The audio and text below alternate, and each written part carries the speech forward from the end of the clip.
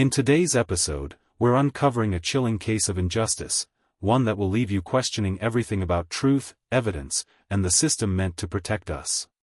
Let's dive into the story of Robert DuBoise. Imagine waking up one day to find your entire life stolen from you, not by a criminal, but by the very system meant to protect you. Nearly 4 decades lost, a future shattered, and all for a crime you didn't commit. What if the evidence that condemned you was flawed? What if the truth was buried for years? This is the story of Robert DuBoise, a man whose life was rewritten by a single, devastating accusation. But how did it happen, and what finally unraveled the lies? In August 1983, Tampa was shaken to its core by the brutal assault and murder of 19-year-old Barbara Grams. The young woman's life was stolen in a violent act that left the community in shock. As the news spread, fear and grief gripped the city, with residents grappling to understand how something so horrific could happen in their own backyard. The demand for justice was loud and urgent, as Barbara's family and friends mourned the loss of a vibrant young woman with a promising future. Law enforcement, facing mounting pressure from the public and local leaders, scrambled to find any leads. The case became a high-profile priority, with the media feeding the growing outrage. Officers were under immense pressure to make an arrest, but in their rush to find answers, they made critical mistakes that would later haunt the investigation. The intense focus on solving the crime led to decisions that would shape the fate of one man, sending him down a path from which he would struggle for decades to escape. Robert DuBoise, just 18 years old, was living a life full of promise and normalcy. With no prior criminal record, he was like any other teenager navigating the ups and downs of young adulthood. He spent his days working at a local ice cream parlor, scooping cones and chatting with customers, enjoying the simple pleasures of his first job. Outside of work, Robert cherished time with his close-knit family, often hanging out with his siblings and helping his mother around the house. His world was one of quiet routine, filled with dreams for the future and the belief that the life ahead of him would be one of opportunity and happiness. Little did he know, his life was about to be irrevocably changed by a tragedy that would cast a long shadow over everything he held dear. Investigators quickly honed in on a key piece of evidence, a bite mark found on Barbara Grams' body. At the time, bite mark analysis was seen as a cutting-edge and reliable form of forensic evidence, believed to be as definitive as fingerprints. In the absence of other leads, the bite mark became the focus of the investigation. A local forensic odontologist, trained in analyzing dental impressions, was called in to compare the mark with the dental records of potential suspects. After examining Robert DuBoise's dental impression, the odontologist concluded that the bite mark closely resembled the unique patterns of Robert's teeth. This analysis, despite the questionable reliability of bite mark evidence, was enough to convince investigators that Robert was the perpetrator. With this identification, Robert became the prime suspect, and the case took a dramatic turn, setting in motion a chain of events that would lead to his wrongful conviction. Despite the absence of physical evidence directly connecting Robert DuBoise to the crime scene, the prosecution built its case around 2 crucial yet deeply flawed pieces of evidence: the bite mark analysis and the testimony of a jailhouse informant. The bite mark, already suspect due to the unreliable nature of bite mark identification, was presented as the centerpiece of the case. However, no other physical evidence, such as fingerprints, hair, or DNA, was found that could tie Robert to the brutal assault on Barbara Grams. The prosecution also relied heavily on the testimony of Claude Butler, a convicted criminal who had been placed in the same jail as Robert while he was awaiting trial. Butler claimed that Robert had confessed to him during their time together, detailing the crime in a way that seemed to confirm his guilt. But there were serious issues with Butler's testimony. He had a history of providing false information in exchange for favorable treatment from the authorities. Furthermore, the details Butler provided about the crime were vague and inconsistent with the facts of the case. Yet, his word was enough to sway the jury, who, under the pressure of a high-profile case, were eager for a resolution. With no physical evidence to challenge these claims, and relying on questionable forensic methods and an informant with dubious credibility, the prosecution's case against Robert appeared convincing enough for a conviction, setting the stage for a tragedy that would unfold over the next 37 years of his life.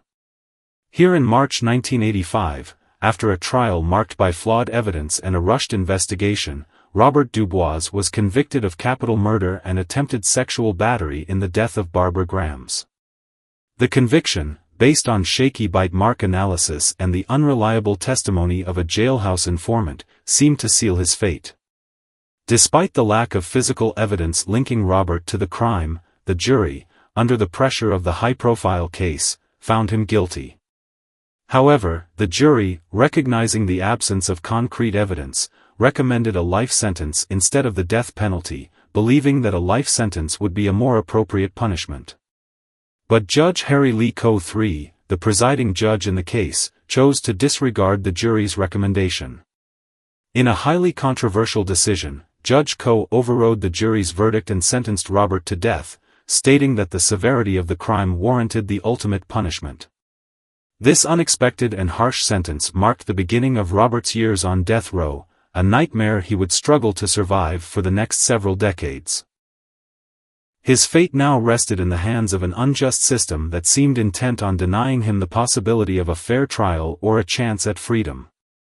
Facing the grim reality of death row, Robert DuBoise was forced to confront the weight of a future that seemed inescapable.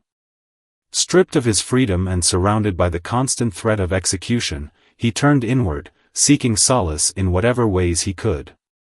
His faith became a vital source of strength. Every day, Robert immersed himself in the Bible, finding comfort in its verses, praying for guidance and for a miracle that might clear his name. It was in these moments of solitude that he found some measure of peace, despite the crushing injustice of his situation. But faith alone wasn't enough to stave off the growing frustration. Robert knew he had to fight back against the wrongful conviction that had stolen his life. So, he began to educate himself about the legal system, poring over law books and legal texts in an attempt to understand the complexities of his case. He wrote countless letters, not only to family and friends but also to anyone who would listen, attorneys, journalists, organizations advocating for the wrongfully convicted, proclaiming his innocence and desperately seeking any avenue that might lead to his release. While confined in a small cell, Robert didn't allow the isolation to crush his spirit. Instead, he focused on bettering himself intellectually. He read everything he could, from law books to self-help texts, determined that if he were ever given the chance to prove his innocence, he would be equipped with the knowledge to fight for it. The legal jargon, once foreign to him, soon became familiar, and his letters became more articulate and precise, as he worked tirelessly to unravel the flaws in his case and find the key to his freedom. Through faith and relentless self-education, Robert built a foundation of resilience, slowly but surely transforming from a teenager wrongfully convicted to a determined man, unwilling to surrender to the injustice that had consumed his life. Despite the harrowing circumstances of being wrongfully imprisoned on death row, Robert DuBoise refused to let the darkness of his situation define him. He clung to the hope that one day, his innocence would be proven, and that he would walk free again. In the meantime, he sought out ways to make the most of his life within the prison walls, determined to rise above the cruelty of the system that had wronged him. Robert became actively involved in various prison programs, including educational courses and vocational training. He saw these programs not just as a means of passing the time, but as a way to build a better future for himself, even if that future seemed distant. He also participated in programs aimed at rehabilitation, hoping to contribute to the lives of others even in his constrained circumstances. Recognizing the importance of mentorship, Robert took it upon himself to guide and support younger inmates who were struggling with the harsh realities of prison life. He shared the lessons he had learned through his own experiences, offering advice on how to survive emotionally and mentally in an environment designed to break people. Many came to see Robert as a quiet, reliable figure who, despite everything, never lost his humanity. His willingness to help others and his commitment to staying positive earned him the respect of both fellow prisoners and the prison staff. Over the years, Robert built a reputation as a model prisoner. He was known for his discipline, good behavior, and his ability to rise above the injustices he faced. He was a source of inspiration to others who were struggling with the hopelessness that often defined prison life. By the time his case began to gain attention, Robert had become a symbol of resilience, a man who, despite the system's attempts to break him, had found a way to preserve his dignity and hope. In 2018, after years of fighting for justice on his own, Robert DuBoise's case was taken up by the Innocence Project, a non-profit organization dedicated to exonerating wrongfully convicted individuals through DNA evidence and legal reform.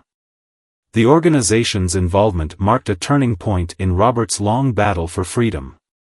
The Innocence Project focused on the critical flaws in his case, namely the controversial bite mark evidence and the unreliable testimony of the jailhouse informant, Claude Butler. At the time of Robert's conviction, bite mark analysis was considered a credible forensic tool, even though it had been increasingly discredited in the years following his trial. Research had shown that bite mark identification was prone to errors, and numerous cases had been overturned due to flawed bite mark evidence. Robert's legal team, now armed with the Innocence Project's expertise, began to challenge the validity of the bite mark analysis used to convict him. Experts in forensic dentistry were brought in to review the case and concluded that the bite mark evidence was inconclusive and unreliable. They pointed out the lack of scientific backing for bite mark comparison and raised doubts about the qualifications of the forensic odontologist who had identified Robert's bite as a match. Alongside the flawed forensic evidence, the Innocence Project also scrutinized the testimony of Claude Butler, the jailhouse informant who had claimed that Robert confessed to the crime while they were both incarcerated. Butler had a long history of providing false information in exchange for favorable treatment from authorities, casting serious doubts on the credibility of his testimony. The Innocence Project's investigation revealed that Butler had a vested interest in providing a fabricated confession to gain favor, and that his account of Robert's supposed confession was inconsistent with the facts of the case. With these key elements in place, the Innocence Project began to build a compelling argument for Robert's innocence. They petitioned for a new trial, armed with fresh evidence that called into question the integrity of the original conviction. As their work gained momentum, the possibility of Robert's exoneration, once a distant hope, began to take shape. A major breakthrough in Robert DuBoise's case came when previously thought to be destroyed evidence was discovered intact. For years, it was believed that the key physical evidence, specifically a pair of socks that had been found at the crime scene, had been lost or destroyed. However, after the Innocence Project took on the case, a diligent investigation into the case files uncovered that the socks were, in fact, still in existence, hidden away in an evidence locker that had been overlooked for decades. The discovery of this crucial evidence opened up the door to the possibility of advanced DNA testing, something that had not been available during Robert's original trial. At the time of his conviction, DNA testing was in its infancy, and the technology to test biological evidence found at crime scenes wasn't widely available. But by 2018, DNA technology had made significant advancements, particularly in the ability to analyze minute samples of biological material. The socks, which had been worn by the victim, were carefully examined using these cutting-edge techniques. DNA testing revealed a profile that did not match Robert's, definitively proving that he had not been the one to assault Barbara Grams. This was a monumental shift in the case, as it eliminated Robert as a potential perpetrator based on physical evidence that had never been properly tested before. The results provided irrefutable proof that the evidence used to convict him, most notably the bite mark analysis, had been wrong.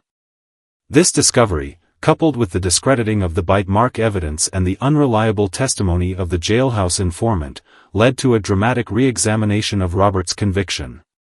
The finding of the intact evidence and the subsequent DNA testing became a cornerstone of the case for his exoneration, and it set the stage for a legal fight that would eventually lead to his freedom. For more intriguing true stories like this, subscribe to this channel. The results of the advanced DNA testing were conclusive and irrefutable. The DNA found on the victim's socks did not match Robert DuBoise's. This breakthrough provided the final piece of evidence that would overturn the foundation of his wrongful conviction. For 37 years, Robert had been trapped in the hellish reality of a life sentence for a crime he did not commit, but now, with DNA evidence clearing his name, the truth was undeniable. The bite mark evidence that had been pivotal in his conviction was now shown to be unreliable, and the testimony of the jailhouse informant, who had lied to secure a conviction, was revealed as fabricated. On September 14, 2020, after nearly 4 decades of wrongful imprisonment, Robert DuBoise was officially exonerated and released from prison. The news reverberated across the nation as one of the longest wrongful incarcerations in Florida's history came to an end. For Robert, the moment was overwhelming.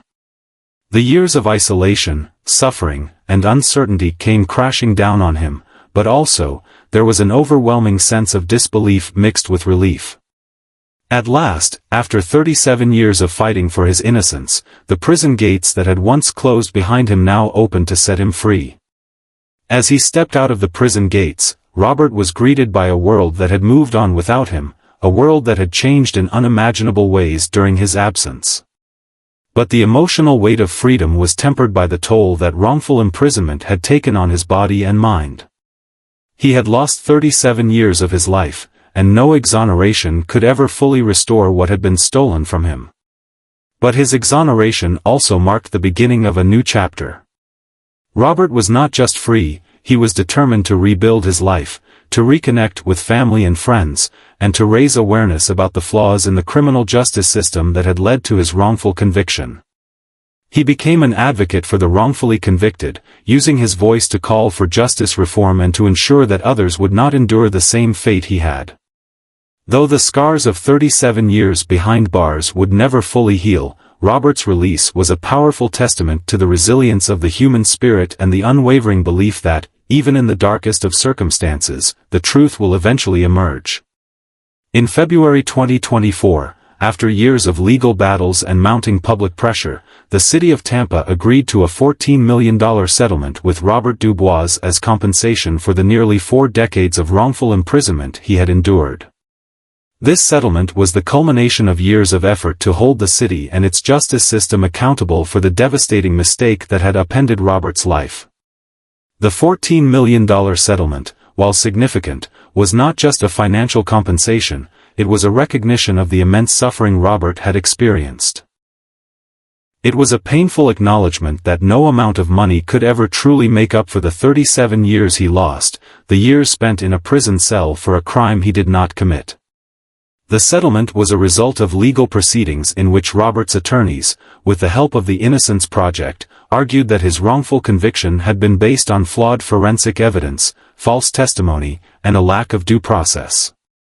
Though Robert had been released from prison, the emotional and psychological scars of his wrongful conviction remained. The financial settlement was seen as a necessary step in providing him with the resources to rebuild his life and heal from the trauma he had endured. It would allow him to receive the medical care he needed, as well as to seek therapy to address the psychological damage caused by decades of wrongful imprisonment. Additionally, the settlement would help him regain some sense of stability, offering him the financial means to start over after being thrust back into a society that had moved on without him. The settlement also sent a broader message about the failures of the criminal justice system. It highlighted the devastating consequences of relying on faulty forensic evidence, like bite mark analysis, and the importance of holding law enforcement and the legal system accountable when they make mistakes. It underscored the need for continued efforts to reform the criminal justice system and ensure that innocent people are not subjected to wrongful convictions. For Robert, while the $14 million settlement provided some level of closure, it was not a cure for the years lost or the pain endured. However, it was a symbol that his fight for justice had been heard and that, even in a flawed system, the truth had prevailed. Despite the immense injustice he endured, spending 37 years wrongfully imprisoned, Robert DuBoise has shown remarkable resilience and determination. Rather than succumbing to bitterness or despair, he has chosen to channel his energy into advocacy, using his story to shine a light on the flaws in the criminal justice system. His personal journey from wrongful conviction to exoneration has fueled his commitment to preventing future miscarriages of justice and to pushing for reforms that would make the system more accountable and equitable. Robert's experiences have made him a passionate advocate for criminal justice reform. He frequently speaks out about the flaws in forensic science, particularly bite mark analysis, and the dangers of relying on unreliable jailhouse informants. His case serves as a powerful example of how easily innocent people can be convicted based on faulty evidence and misleading testimony. Robert has become a vocal proponent for better standards in forensic methods, calling for greater scrutiny and validation before such evidence is used in court. He stresses the importance of implementing more accurate and scientifically supported forensic practices, as well as investing in training for law enforcement and legal professionals to better evaluate the evidence they rely on. In addition to advocating for forensic reform, Robert is committed to raising awareness about the impact of wrongful convictions on the lives of those who are affected. He speaks publicly about the emotional, psychological, and social toll that a wrongful conviction can have on a person, their family, and their community. He highlights how the system not only punishes the innocent, but also devastates the lives of their loved ones who are left behind, sometimes for decades. Robert has also dedicated much of his time to supporting organizations like the Innocence Project, which played a key role in his exoneration.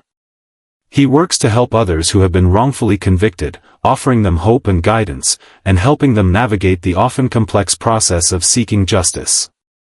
His first-hand experience with the failings of the system has made him an invaluable resource to others who are caught in similar situations, and he is determined to ensure that no one else endures the same fate. Despite everything he has lost, Robert remains hopeful.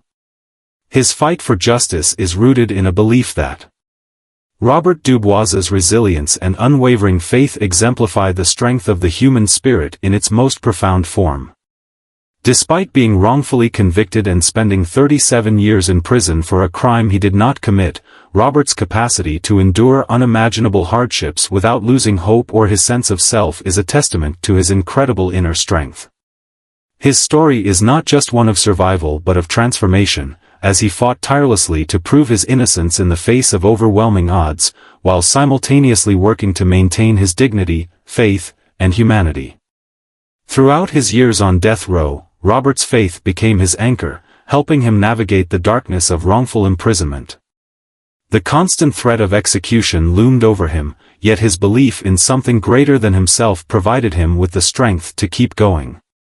His daily prayers and meditation on Scripture offered him peace and clarity, reminding him that his identity was not defined by his circumstances. Even in the most isolated and dehumanizing conditions, Robert chose to focus on the light within, finding solace in his connection to God and in the belief that one day the truth would come to light. Equally remarkable was Robert's ability to turn his personal suffering into an opportunity to help others. He did not allow his wrongful conviction to embitter him or make him indifferent to the struggles of those around him.